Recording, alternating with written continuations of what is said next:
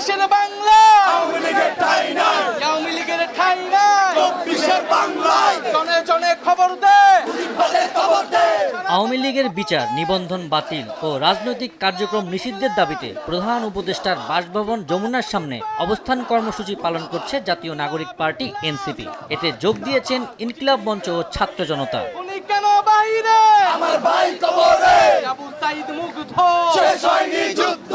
বৃহস্পতিবার রাত 10টায় রাজধানীর বিভিন্ন জায়গা থেকে দলে দলে যমুনার সামনে আসেন নেতাকর্মীরা। আওয়ামী লীগ নিষিদ্ধের দাবিতে মুহুর্মুহু স্লোগান দিতে থাকেন তারা। আজকে এখান থেকে আমরা হয়ে যাব হয়তো লাশ, নয়তো আমরা আওয়ামী লীগ নিষিদ্ধে সুস্পষ্ট রোডম্যাপ ঘোষণা করতে অন্তর্বর্তীকালীন সরকারের প্রতি আহ্বান জানান ছাত্র জনতা। 16টা বছর আওয়ামী লীগ যে একটা ফ্যাসিবাদী আইন ব্যবস্থা, বিচার ব্যবস্থা, সাংবিধানিক ব্যবস্থা তৈরি করেছে, এইটাতে যে কোনো সরকার, যে কোনো দল পরবর্তীতে পুনরায় ফ্যাসিস্ট হয়ে কিন্তু আবার দাঁড়াতে পারে। দাবিটা হচ্ছে প্রধান উপদেষ্টা উনি আমাদেরকে একটা রুটম্যাপ দিবে আওয়ামী লীগকে কখন নিষিদ্ধ করছে। যতক্ষণ পর্যন্ত আমাদের দাবি মানা না হবে ততক্ষণ পর্যন্ত আমরা এই কার্যালয় ঘেরাও থাকবে।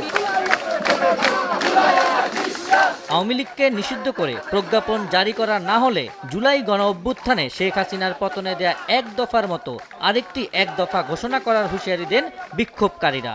মানুষের উপরে নির্বিচারে গুলি চালিয়েছে, তাদেরকে নিষিদ্ধ করার জন্য আমরা বারবার তাদেরকে আমরা অনুরোধ করেছি। আমাদের একটাই দাবি, আওয়ামী লীগকে বাংলাদেশ থেকে ব্যান করতে হবে, নিষিদ্ধ করতে হবে। তারা কোনো ধরনের রাজনৈতিক কোনো কর্মকাণ্ড বাংলাদেশে করতে পারবে না। এক দফা এক দাবি হইল আওয়ামী লীগকে নিষিদ্ধ করা। যদি আপনারা আওয়ামী লীগকে নিষিদ্ধ না করেন, 5ই আগস্টে যেমন বিপ্লব ঘটেছিল তার থেকে বড় একটি প্রতি বিপ্লব ঘটতে যাচ্ছে। আওয়ামী লীগ নিষিদ্ধের দাবিতে দেশবাসীকে আরেকবার রাজপথে নেমে আসার আহ্বান জানিয়ে এনসিপি নেতা হান্নান মাসুদ বলেন, দাবি আদায়ে তৈরি হচ্ছে জুলাই বিপ্লব মঞ্চ।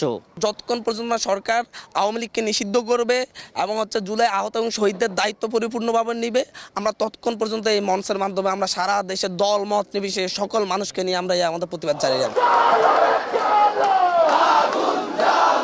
এদিকে আওয়ামী লীগের সহযোগী সংগঠন যুবলীগ ও স্বেচ্ছাসেবক লীগ নিষিদ্ধ হচ্ছে বলে ফেসবুক পোস্টে জানিয়েছেন স্থানীয় সরকার মন্ত্রণালয়ের উপদেষ্টা আসিফ মাহমুদ সজীব ভুইয়া। আবু সাইদ নিশান, সময় সংবাদ, ঢাকা।